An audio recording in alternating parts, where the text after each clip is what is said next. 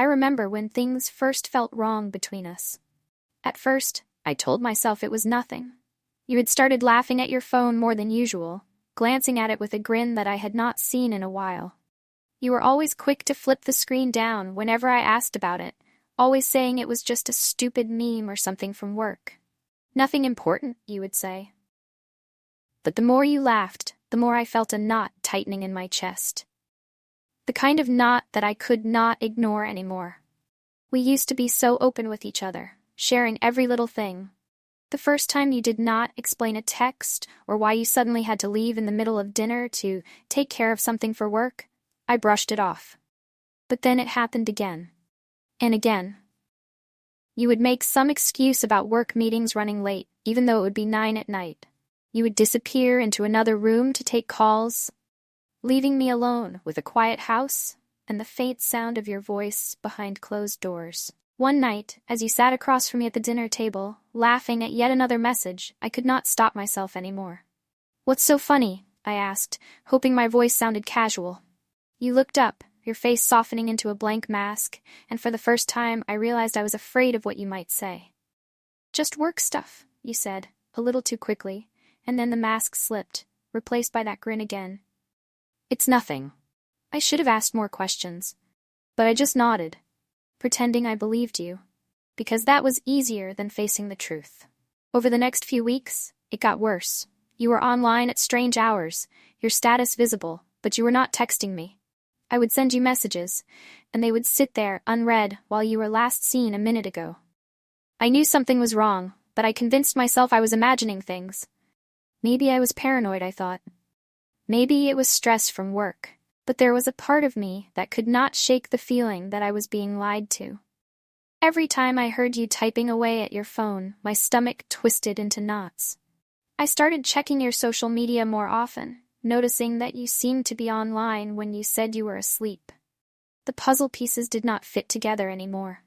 I could feel the distance growing between us, like some invisible wall that you were building higher with every laugh, every secret smile, every time you disappeared into another room for work. It got to the point where I could barely sleep.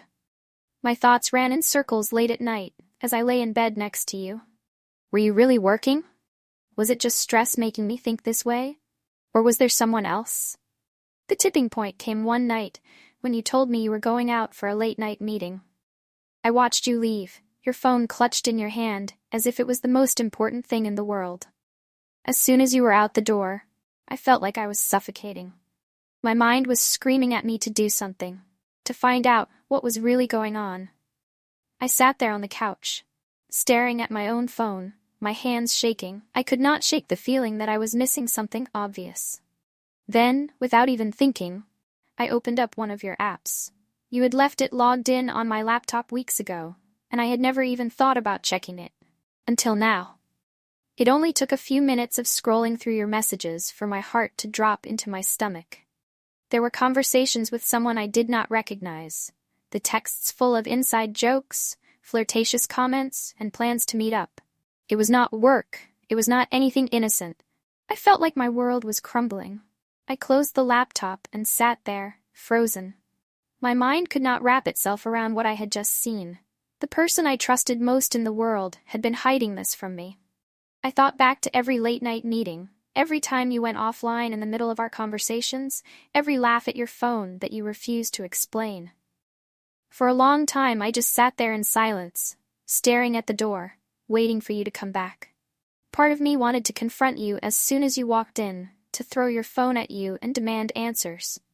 But another part of me wanted to pretend I never saw anything, to pretend that everything was still okay, that you still loved me the way you used to.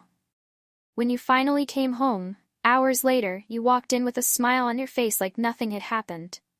Like everything was normal. I felt a wave of nausea hit me as I watched you, wondering how long you had been lying, how many times you had looked me in the eye and lied. I wanted to scream at you, to demand answers, but all I could do was sit there in silence. I could not even look at you. The words were trapped in my throat, along with all the pain and betrayal that was burning inside me. "Are you okay?" you asked, your voice soft and concerned, like you had not just spent the night with someone else. I nodded, but I felt like I was drowning. I could not bring myself to speak, because once I started, I knew I would not be able to stop. And I was not ready to face the truth yet. Over the next few days, I kept it all inside, pretending that nothing had changed. But every time you smiled at your phone or laughed at a text message, it felt like a knife twisting deeper into my chest. I could not sleep, I could not eat, and I could not stop thinking about what I had seen. I wanted to confront you, to get answers, but I was scared of what I would find. Was it just a fling? Or was it something more? Were you planning to leave me for this other person? Or were you just playing with both of us? I hated that I was too afraid to ask, too afraid to lose you completely. I finally reached a breaking point one night. You were lying next to me, your phone lighting up again with another message that you quickly hid. My heart was pounding, my mind racing with all the things I had not said. I knew I could not keep pretending. I could not live like this anymore. I turned to face you, my voice shaking as I asked, "Who are you texting?" You froze, the smile on your face vanishing as your eyes met mine. For a moment you said nothing, and in that silence I felt everything break. The lies, the excuses, the late-night meetings, it all came crashing down around us. It's just work, you started, but I could hear the tremble in your voice. I could see the guilt in your eyes.